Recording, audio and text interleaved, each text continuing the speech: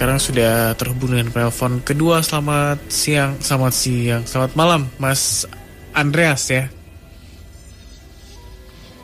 Halo Mas Andreas. Ya, selamat malam. Halo. Ya, halo Mas Andreas. Selamat malam. Selamat malam Mas. Taufik, Mas Febri. Dengar gak sih Mas? Mas Andreas dengar nggak? Dengar Mas, dengar. Oke. Boleh dimulai ceritanya Mas Andreas? Oke, Mas Taufik. Sebelumnya selamat malam. Saya Andreas dari Salatiga, Mas. Kejadiannya itu sekitar tahun 2015, Mas. Di salah satu hotel di Kota Banjarmasin, Kalimantan Selatan. Jadi dulu itu saya kerja di hotel tersebut, terus kebetulan itu pekerjaan saya itu waktunya malam, jadi sebagai net audit, jadi durasi kerjanya itu antara dari jam 9 sampai jam 7 pagi. Jadi untuk jam kerja saya itu pokoknya closing transaksi semua departemen sebelum ganti hari. Jadi sebelum jam 12 gitu.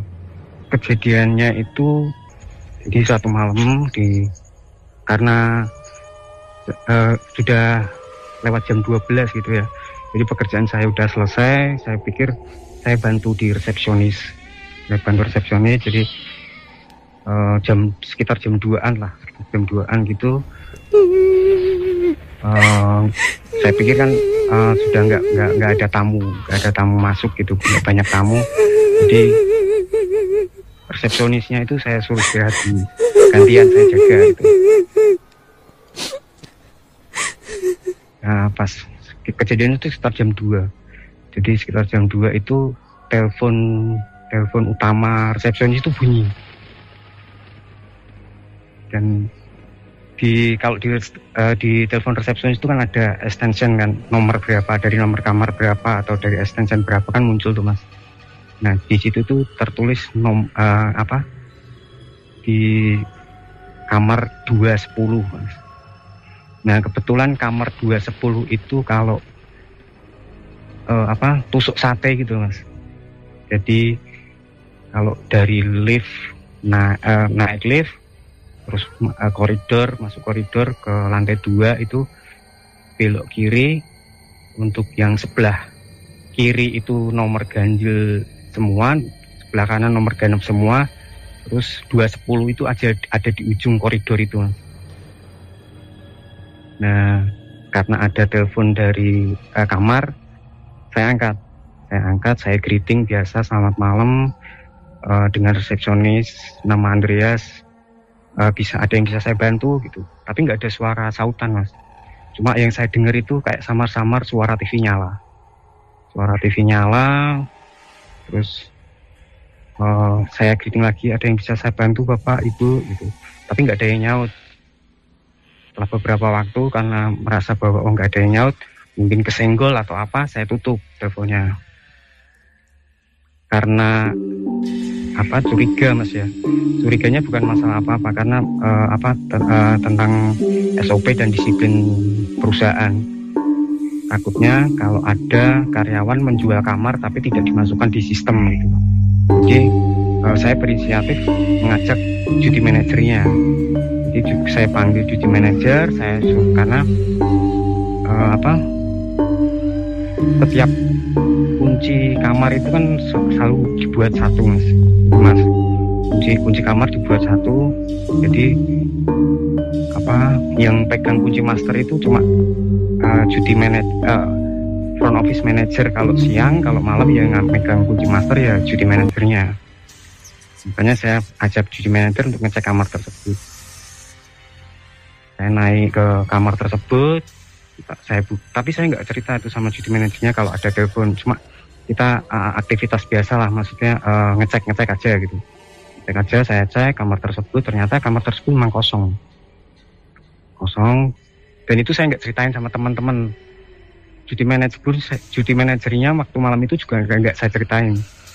Dan itu aktivitas biasa buat ngecek-ngecek aja gitu. Itu baru beberapa hari baru saya cerita. Kalau kamar tersebut ada telepon dari kamar 210, kelihatannya TV nyala, tapi pas dicek nggak ada, maksudnya nggak ada tamu, nggak ada. Kalau memang baru kan harusnya mungkin AC nyala, kamar masih dingin atau apa gitu. Itu pun posisi normal, kamar masih ready off sale gitu. Jadi kamar kosong. Terus beberapa bulan itu kejadian lagi. Jadi di kamar yang sama 210 itu sekitar, itu masih sore mas, sekitar jam 10, setengah 10 lah. Karena di lobi hotel pun masih rame, masih banyak tamu yang hilir mudik gitu. Nah itu di kamar tersebut itu ada pasangan lah, entah itu sah, entah itu apa gitu, tapi ada pasangan, cowok sama cewek. Itu cowoknya itu minta tolong ke resepsionis, minta tolong ke security. Jadi telepon ke security minta tolong untuk naik ke atas karena ceweknya teriak-teriak dan mau loncat dari jendela lantai 2 itu. Terus security datang ke resepsionis, terus kita sama-sama cek. Jadi memang histeris mas. Jadi histeris, ceweknya itu histeris, dipegangin security, dipegangin hampir 4 orang itu berontak terus dia. Oke, agak ditenangin, agak tenang, baru diajak ke restoran, maksudnya diajak ke bawah, ke restoran, baru ditanyain, diinterogasi. Takutnya kalau mabuk, atau konsumsi narkoba gitu, jadi diinterogasi. Nah, ketika diinterogasi itu si ceweknya tanpa ekspresi. Jadi pandangan kosong, cuma diem aja. Jadi enggak matanya itu kosong, natap satu arah tok. Terus cowoknya cerita. Jadi mereka itu ceritanya pulang dari mall, terus belanja, terus balik ke hotel. Di hotel itu ya cerita biasa, cerita ketawa-ketawa gitu. Tiba-tiba ceweknya itu nunduk di kasur terus nangis, kayak nangis gitu. Padahal habis enggak, maksudnya sebelumnya itu enggak cerita.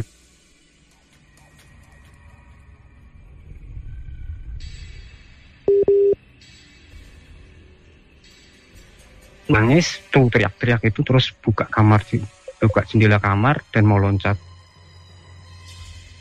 Nah itu, tapi dari security sih tidak ada indikasi mabuk, nggak ada indikasi pakai narkoba juga nggak ada. Akhirnya si cowok itu berinisiatif untuk balik aja gitu. Akhirnya mereka balik. Jadi dari Banjarmasin itu mereka balik ke Kota Baru itu sekitar, ya kalau dari Semarang itu ke arah Salatiga lah. Terus ada kejadian lagi di hotel tersebut juga, tapi bukan di kamar itu. Jadi kejadiannya itu di kamar 345 lantai 3.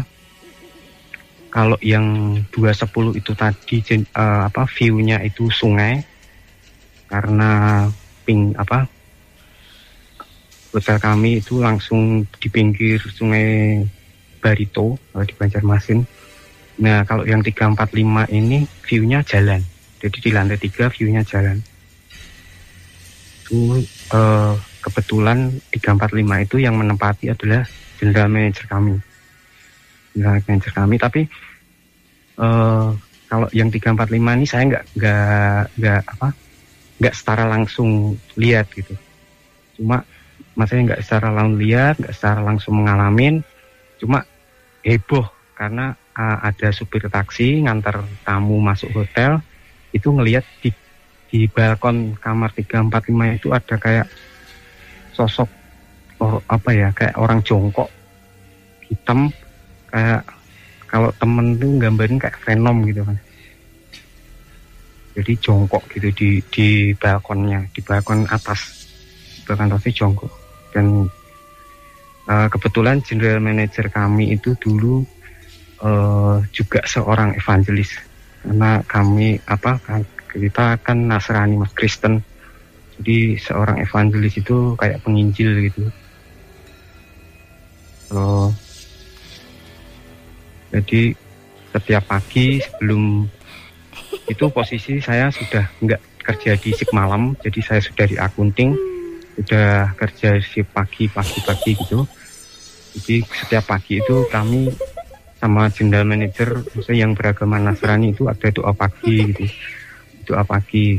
Nah sebelum heboh, kalau supir taksi dan teman-teman security ngelihat ada fenomena itu, sebelumnya itu pagi hari itu GM saya itu pas habis doa itu cerita kalau tadi malam beliau peperangan rohani gitu, memang ada yang ganggu di kamarnya. Jadi posisi dia baru doa puasa, terus memang ada peperangan rohani, beliau cerita itu, tapi nggak usah dibesar-besarkan. Beliau sudah pesan kalau nggak usah dibesar-besarin, maksudnya nanti kalau dibesar-besarin mereka seneng, iblisnya seneng kalau mereka bawa eksistensi mereka melambung gitu. Jadi udah nggak usah dibesar-besarin. Terus ketika ke bawah, ketika di teman-teman cerita di kamar 345 kamarnya Pak GM itu kemarin ada supir taksi ngelihat ada sosok kayak ini gitu ya saya iyain aja sih. Mungkin seperti itu Mas Taufik, Mas Febri ceritanya.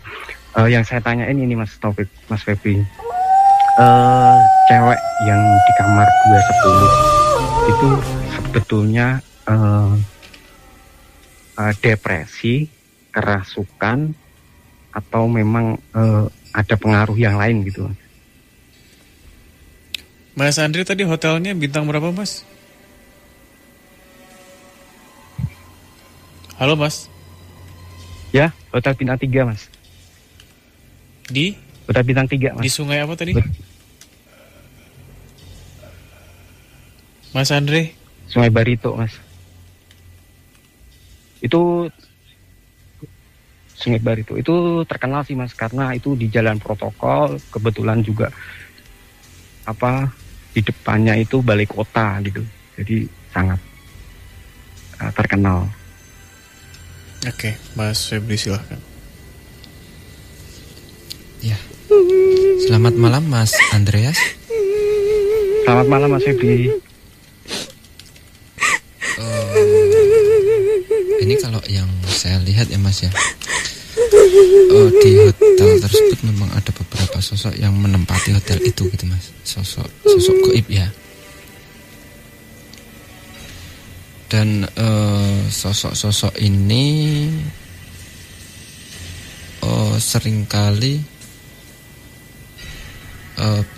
istilahnya kayak mengganggu gitu loh Mas. Seringkali berinteraksi dengan manusia gitu.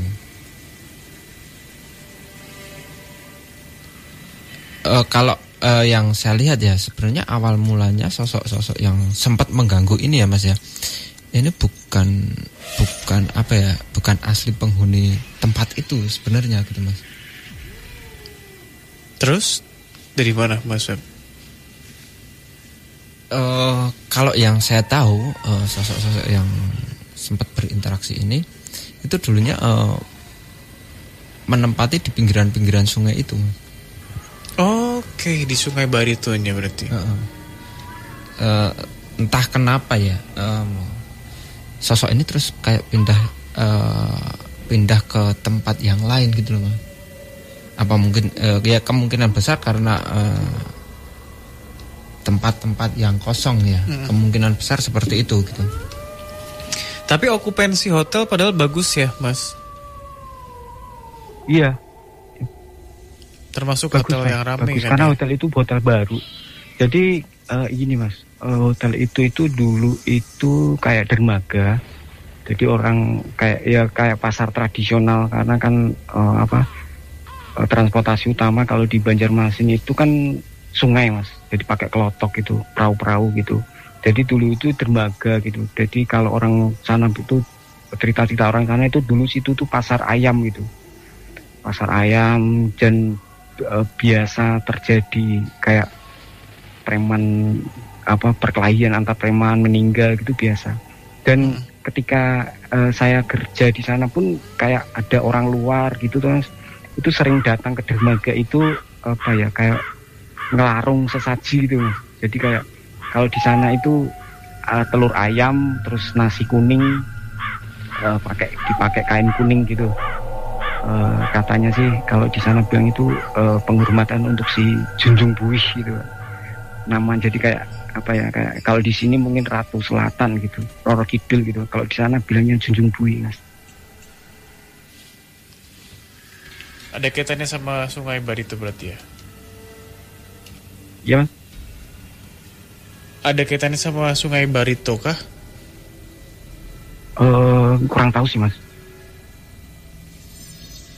Oke, Mas Febri. Itu ya, kalau yang saya lihat yang kejadian ini tadi, sosok ini sebenarnya tempatnya bukan di situ, sosok tempat aslinya ya Mas ya. Tapi ada kalau yang saya lihat itu ada di pinggiran-pinggiran sungai gitu. Ya kemungkinan besar ada ruangan-ruangan kosong itu, terus kayak mereka itu mengisinya gitu Mas. Sebenarnya dari awal saya mau bertanya kepada Mas Andreas gitu ya, di hotel tersebut apakah pernah ada terjadi hal yang tidak mengenakan gitu. Entah itu pembunuhan atau gimana gitu Mas. Karena yang saya tangkap ya Mas ya, yang kejadian si cewek ini tadi, si cewek ini tadi itu bisa dibilang itu sudah kerasukan gitu, dan sosoknya yang menguasai raganya itu dulu mempunyai riwayat yang kelam gitu loh Mas. Sampai akhirnya si perempuan ini itu kayak mengakhiri hidupnya sendiri gitu Mas. Bunuh diri. Ya. Jadi kejadian yang gangguan yang si cewek ini tadi ya Mas ya. Iya. Itu ini kalau yang saya tangkap secara pribadi itu kayak si cewek ini itu kerasukan gitu Mas. Kerasukan apa istilahnya? Jin ya, kerasukan jin. Kerasukan makhluk gaib itu, dan yang saya tangkap di sosok ini tadi, sosok yang merasuki, yang menguasai raganya si cewek ini tadi itu dulunya itu mempunyai masa lalu yang kelam, dan akhirnya memilih untuk mengakhiri hidupnya gitu Mas. Dan kemungkinan besar juga si cewek yang kerasukan ini tadi terus kayak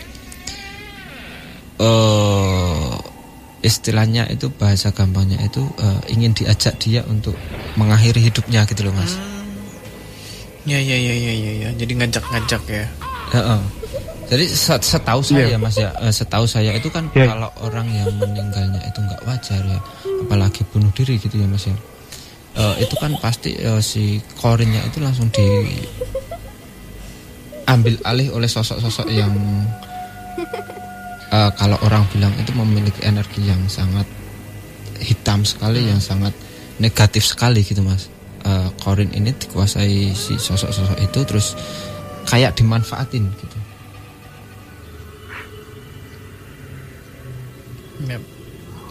Jadi perlakuannya pun juga perlakuannya itu seperti yang ini Mas, yang menguasai ini. Jadi yang energi-energi negatif ini yang sering sebenarnya bukan si korin, si sosok ini tadi ya Mas, yang mengganggu itu, tetapi dorongan dari ini tadi yang menguasai ini tadi gitu Mas. Itu kalau yang saya tangkap seperti itu ya, maksudnya si sosok ini si cewek ini tadi itu kayak kemasukan sosok yang di masa lalunya itu mempunyai riwayat yang sangat kelam gitu. Yep. Good point. Cukup kali berarti, ya. Berarti kalau memang kerasukan berarti jahat berarti Mas ya.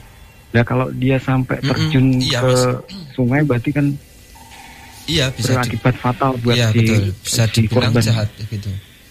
Seperti yang saya bilang tadi Mas ya, jadi sosok yang merasuki ini tadi ini kayak ingin mengajak si cewek ini tadi itu mengakhiri hidupnya gitu loh Mas. Dengan dukungan yang ini tadi ya, yang menguasai energi-energi negatif yang menguasai ini tadi ya. Dengan dukungan itu gitu. Yep. Ya bisa dibilang memang jahat gitu Mas. Oke. Cukup kali ya Mas Andre, terima kasih banyak Mas. Oke Mas, oke. Terima kasih Mas Febri, Mas Taufik. Sama-sama. Selamat malam. Selamat malam.